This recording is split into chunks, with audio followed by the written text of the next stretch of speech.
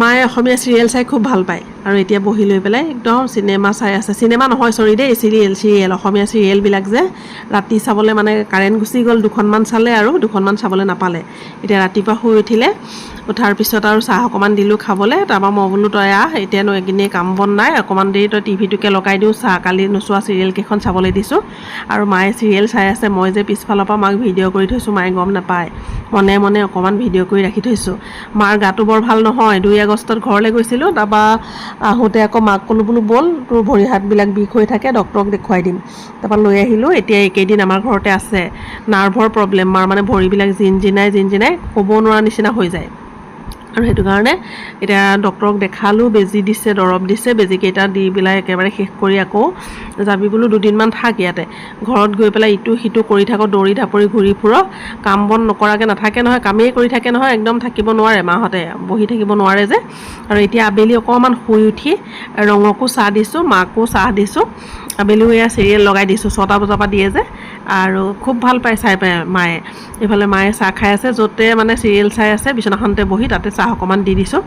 মায়েও খাইছে, ৰঙেও খাইছে, আমিও খাম। এওঁ অহা নাই কাৰণে মই খোৱা নাই, মাক অকণমান ভিডিঅ' কৰি ৰাখি থৈছোঁ।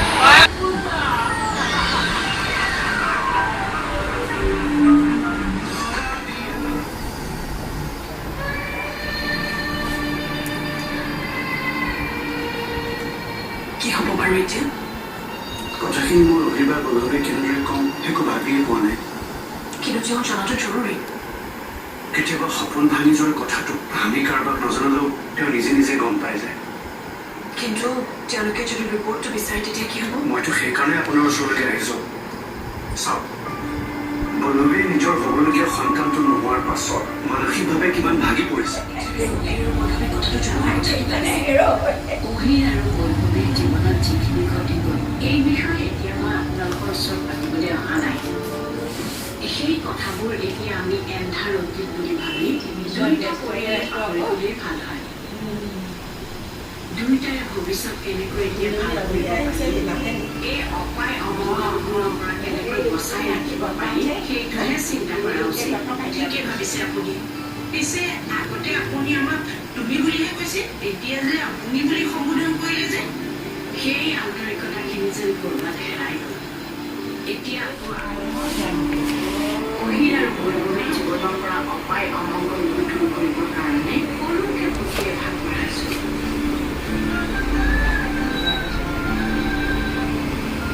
আপোনালোক আটাইয়ে দেখা দিলে মই বৰ সন্তুষ্ট। সিহঁতক আশীৰ্বাদ নিদিলেও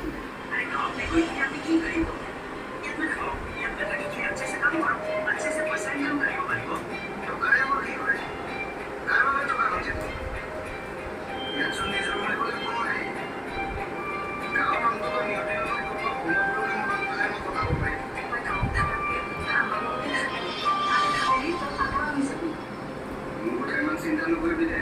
চিন্তা নকৰিম। আপুনি আমাক কি বুলি কিনে ভাবে আমি নাজানো। লেকিন আপোনাক আমি নিশ্চয় বুলি কিনে ভাবো, আমাৰ পৰিয়াল বুলি কিনে ভাবো। আমি তোৰ বেয়া চিন্তা কৰি কথাটো কোৱা নাই এই ভিডিঅ', আমি তোৰ লগতে আছো নহয়। কিন্তু গাঁৱত তোৰ যত্ন লোৱা কোন আছে? মাহঁতক খাবলৈ দিছোঁ আমি ৰাতিপুৱা।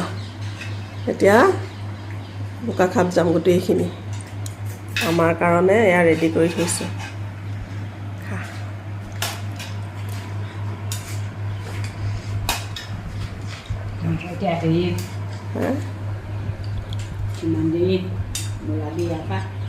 এতিয়া ওলামেই আৰু আমি খাই বৈ আৰু ওলাম, লগে লগে ওলাম। তাৰমানে এতিয়া নৰখোঁ আৰু খাই বৈ আজৰি। ইহঁতে চুলি দাড়ি কাটোতেহে দেৰি হৈছে, নহ'লেতো আগতীয়াকৈ কাটি থকা হ'লে সোনকালে যাব পাৰিলেহেঁতেন।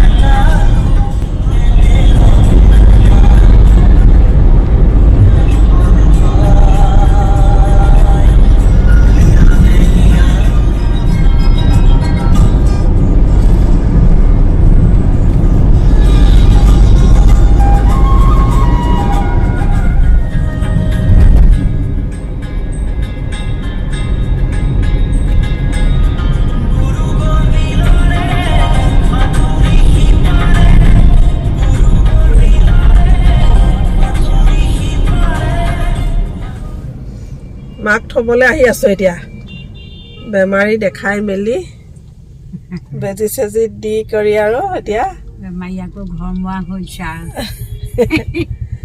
একেদিন এসপ্তাহৰ দিনৰ মূৰত ঘৰ মোৱা হৈছে এতিয়া আমি আহি নুমলীগড় পাইছোঁহি আৰু এইফালে ৰং আকৌ আগত বহি পেলাই আকৌ তাৰ অৱস্থা বেয়া সেইকাৰণে পিছতে গ'লো গৈ থাকোঁ এতিয়া আমি নুমলীগড়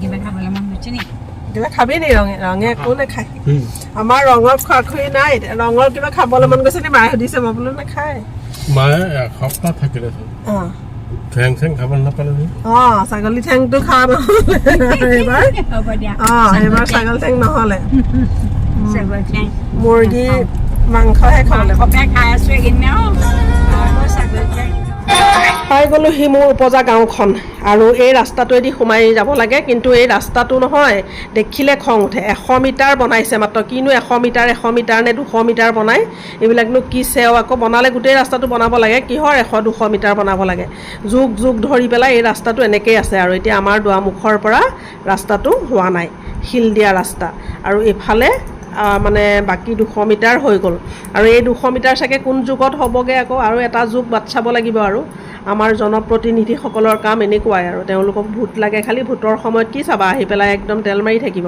এনেকুৱাবিলাকক মানে খেদ দিব লাগে কিহৰ ভোট দিব লাগে আৰু এয়া হৈছে আমাৰ ঘৰ লাহেকৈ তই নাম লাহেকৈ নাম ৰমেও বস্তুকেইটা বেয়া বেগ চেগবোৰ উলিয়াই দিয়া এই ডিগিটোত আছে অঁ তই ব'ল মই উলিয়াই লৈ গৈছোঁ ব'ল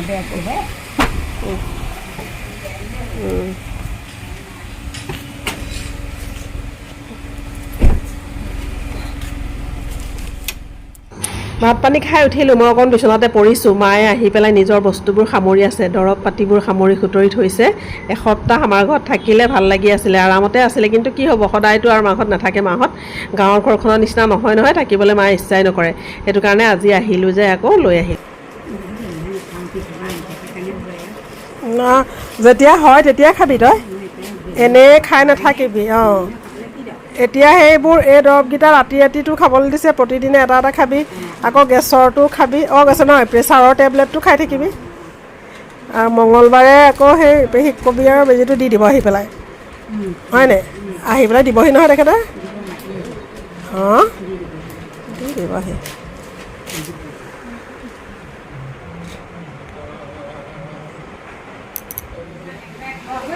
ৰঙে ঠাণ্ডা হৈ পাইছ নাই হা টোপনি গলিয়ে নি তই ৰং টোপনি গলিয়ে নি ৰঙৰ টোপনি আহিলে দেই ৰং টোপনি নোযোৱাও এই ৰঙৰ টোপনি গ'ল দিছে ৰঙে টেবুল ফেন লগাই লৈছে আৰু এইফালে ৰঙৰ ৰং পোৱা টোপনি যায়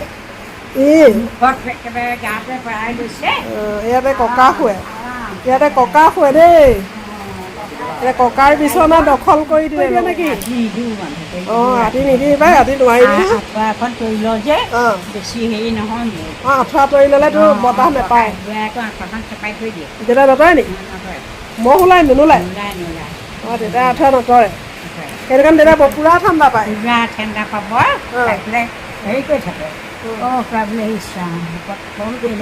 একেবাৰে আপুনি বোলো পেটত হেৰিয়াতে লয় অকণমান পিছলৈ দিব লাগে কফ হৈ যাব পিছল দিব লাগে অকণ ইমান কফ হ'ব নাই হৈছে হ'বতো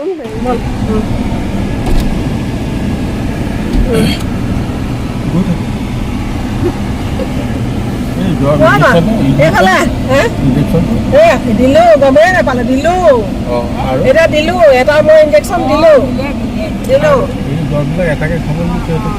এটাই খাবি আকৌ ইটো মঙলবাৰে পেহীয়ে দি থৈ যাব দেই যাওঁগৈ বাই বাই দেই যাওঁগৈ যাওঁগৈ আৰু আমি এতিয়া লাহে লাহে বোকাখাটৰ পৰা আৰু ঘৰ যামগৈ যা